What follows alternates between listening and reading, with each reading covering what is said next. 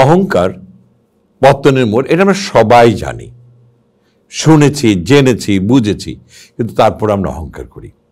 এবং অহংকার করলে কি হয় জানেন? পতন অনিবার্য। কি কারণে?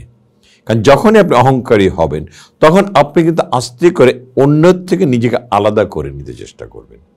আপনি নিজেকে একটু আলাদা করে একটু অন্যের চেয়ে একটু উপরের দিকে, একটু ঊর্ধ্বের দিকে নিজেকে চিন্তা করতে শিখবেন। তাতে কী হবে জানেন?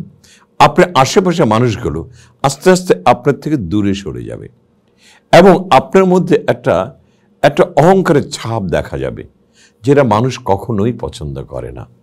মানুষ সর্বদাই ওই মানুষকে পছন্দ করে যে নিতান্তই অমায়িক, সবার সাথে মিশে, সবার সাথে চলাফেরা করে।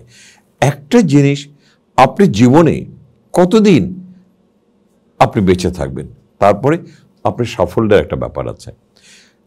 অহংকারীকে কখনোই মানুষ কিন্তু পছন্দ করে না এবং সাহায্যের হাতও বাড়িয়ে দেয় না।